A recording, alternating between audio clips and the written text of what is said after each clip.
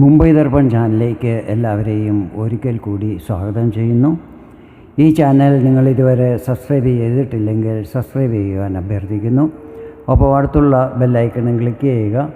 അപ്പോഴെൻ്റെ പുതിയ വീഡിയോയുടെ നോട്ടിഫിക്കേഷൻസ് നിങ്ങൾക്ക് ലഭിക്കുന്നതായിരിക്കും.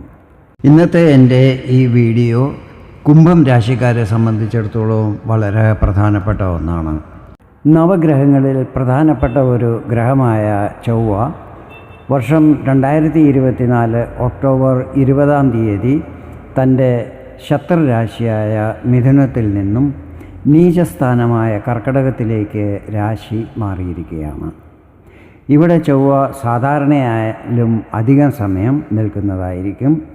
സാധാരണ 45 ദിവസമാണ് ഒരു രാശിയിൽ ചൊവ്വ സഞ്ചരിക്കുന്നത്. കർക്കടകത്തിൽ നിന്നും ചിങ്ങത്തിലേക്ക് ചൊവ്വ രാശി മാറുന്നത് ഏകദേശം 230 ദിവസങ്ങൾക്ക് ശേഷമായിരിക്കും. ഇതെങ്ങനെയായിരിക്കുമെന്ന് നോക്കാം. ചൊവ്വ ഡിസംബർ 7 കർക്കടകം രാശിയിൽ വക്രഗതിയിലാകുന്നതായിരിക്കും.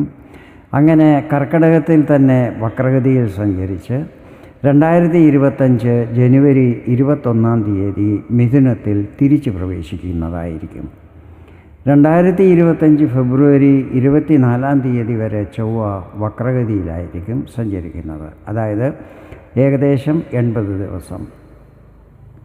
അതിനുശേഷം നേരെ സഞ്ചരിച്ച് വീണ്ടും ഏപ്രിൽ 3 കർക്കടകത്തിൽ പ്രവേശിക്കുന്നതാണ്. പിന്നീട് 2025 ജൂൺ 7 ചിങ്ങത്തിലേക്ക് രാശി മാറുന്നതുമായിരിക്കും.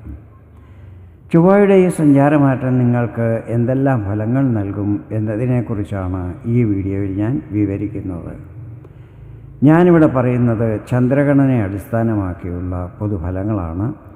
ജാതകത്തിലെ ഗ്രഹനില, പ്രത്യേകിച്ചും ചൊവ്വയുടെ നിങ്ങളുടെ ഇപ്പോഴത്തെ മഹാദശ, അപഹാരം എന്നിവയനുസരിച്ച് ഫലങ്ങളിൽ ഏറ്റക്കുറച്ചിലുകൾ പ്രതീക്ഷിക്കാവുന്നതാണ്.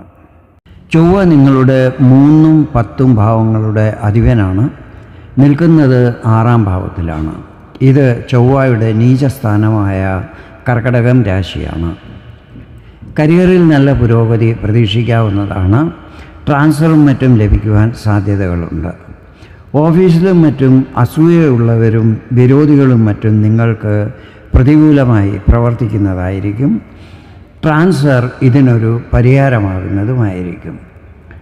ഒന്നുകിൽ നിങ്ങൾക്ക് ട്രാൻസ്ഫർ ലഭിച്ച് അവരിൽ നിന്നും അകന്നു പോകുന്നതായിരിക്കും. അതല്ലെങ്കിൽ അവർക്ക് ട്രാൻസ്ഫർ ലഭിക്കുന്നതും അങ്ങനെ അവരിൽ നിന്നും മുക്തി ലഭിക്കുന്നതുമായിരിക്കും. കോർട്ട് കേസുകളിൽ നിങ്ങൾ നിരപരാധിയാണെങ്കിൽ, നിങ്ങളെ ആരെങ്കിലും കുടുക്കിയതാണെങ്കിൽ അതിൽ നിന്നും മോചനം ലഭിക്കുന്നതായിരിക്കും. ഈ സമയത്ത് സ്വഭാവത്തിലൊരു കർക്കശത, ക്രോധം എന്നിവ ഉണ്ടാകാനും സാധ്യതകളുണ്ട്. ഈ വക സ്വഭാവങ്ങൾ കാരണം നിങ്ങൾക്ക് ഹാനികളും സംഭവിക്കാനിടയുണ്ട്. അതിനാൽ ഈ കാര്യത്തിൽ എപ്പോഴും ശ്രദ്ധയുണ്ടായിരിക്കണം. ഇളയ സഹോദരങ്ങളുമായി ബന്ധത്തിൽ വിള്ളലുകൾ വരാനിടയുണ്ട്. ആത്മധൈര്യത്തിലും കുറവ് അനുഭവപ്പെടുന്നതായിരിക്കും.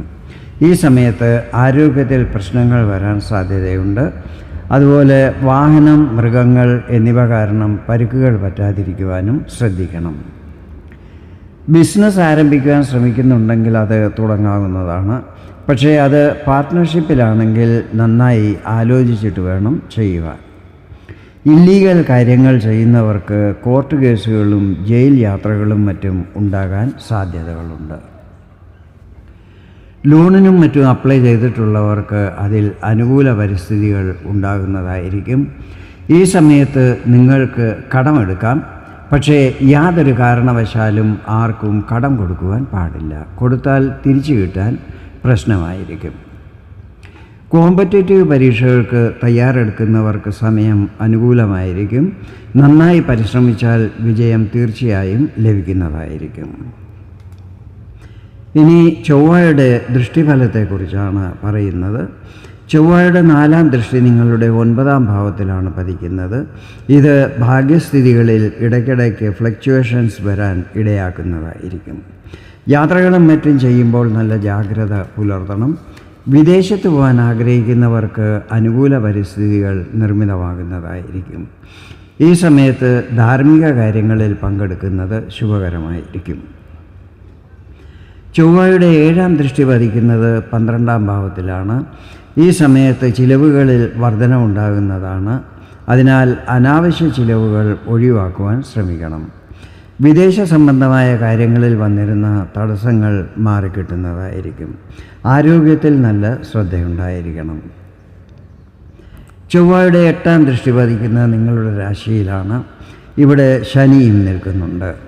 ശനി നവംബർ 15-ാം തീയതി മുതൽ വക്രഗതിയിൽ നിന്നും നേരെ സഞ്ചരിക്കാൻ തുടങ്ങുകയാണ്. അതിനാൽ ചൊവ്വയുടെ ദൃഷ്ടി കുറച്ചൊക്കെ ന്യൂട്രലാകുന്നതായിരിക്കും. ആരോഗ്യത്തിൽ പ്രശ്നങ്ങൾ വരുമെങ്കിലും അത് പെട്ടെന്ന് മാറുന്നതുമായിരിക്കും. ഇതാണ് ചൊവ്വ കർക്കിടകത്തിൽ നിൽക്കുമ്പോൾ നിങ്ങൾക്ക് ലഭിക്കുന്ന ഫലങ്ങൾ. കൂടുതൽ ശുഭഫലങ്ങൾ ലഭിക്കുന്നതിനായി ക്ഷേത്ര ദർശനങ്ങൾ ചെയ്യുന്നതും നിത്യവും ഹനുമാൻ ചാലീസ ജപിക്കുന്നതും ശ്രവിക്കുന്നതും ശുഭകരമായിരിക്കും. വീഡിയോ നിങ്ങൾക്ക് ഇഷ്ടപ്പെട്ടെങ്കിൽ ഇതുപോലെ ജ്യോതിഷ സംബന്ധമായ കൂടുതൽ വിവരങ്ങൾ അറിയുവാൻ വേണ്ടി എൻ്റെ ഈ ചാനൽ സബ്സ്ക്രൈബ് ചെയ്യാൻ അഭ്യർത്ഥിക്കുന്നു. വീണ്ടും വേറൊരു വീഡിയോയിൽ കാണാം. അതുവരെ എല്ലാവർക്കും നന്ദി, നമസ്കാരം.